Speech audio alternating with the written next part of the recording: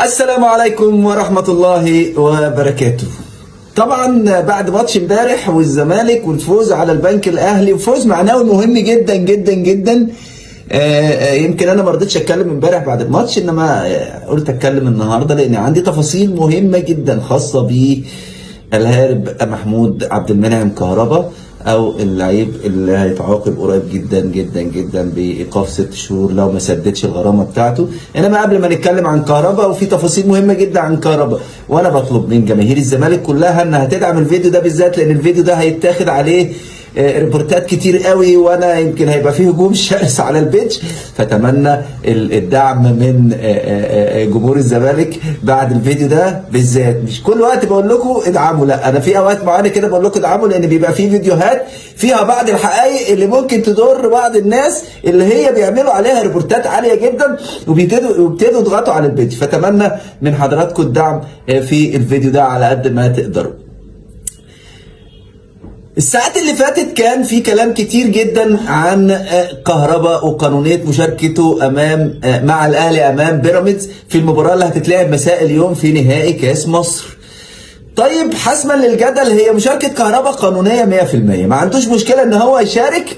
وتعالوا الاول احكي لكم القصة اللي حاصلة.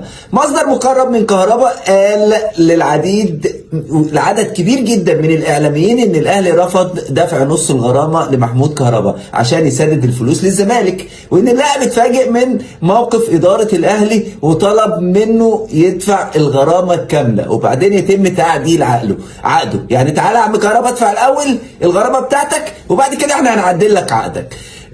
كهربا قال للمقربين منه انه يقدر يجمع نص المبلغ وهو $1,000,000، ولكن بالشكل ده الاهلي بيصعب الامور عليه، وكده لو ما قدرش يدفع هيتم ايقافه 6 شهور.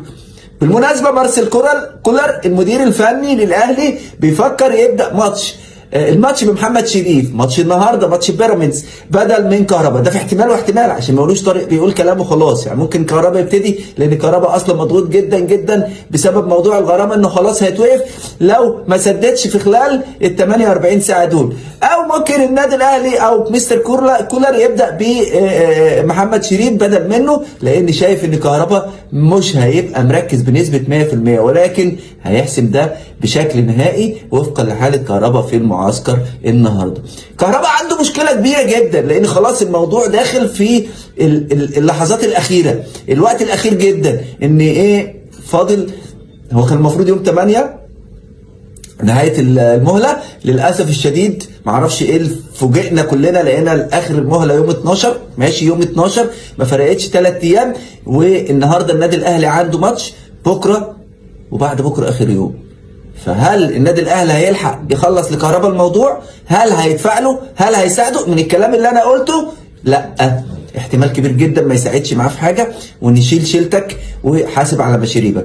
والكلام هيبقى كتير قوي الفتره الجايه دي بسبب الموضوع ده، وان هيبقى فيه كلام هيطلع مهم جدا جدا وهنوصله لكم كله بالحرف الواحد في الفتره الجايه، اللي بيه هنعرف حقائق، وفي حاجات كتير جدا هتتغير لو الغرامه دي ما اتدفعتش وكهربا توقف، لان هيبقى في كلام هيطلع مهم جدا جدا جدا جدا، وكله هيبقى في وقته وكله هيوصل في ميعاده. وزي ما احنا كده بنوصل الكلام ده في ميعاده، ان في مشكله بسبب الغرامه لحد دلوقتي، وان كهربا مش قادر يجمع الفلوس او جمع نص المبلغ، والنادي الاهلي بيسلت ايده او بيشيل ايده من الموضوع. خلص نفسك بنفسك يا حبيبي.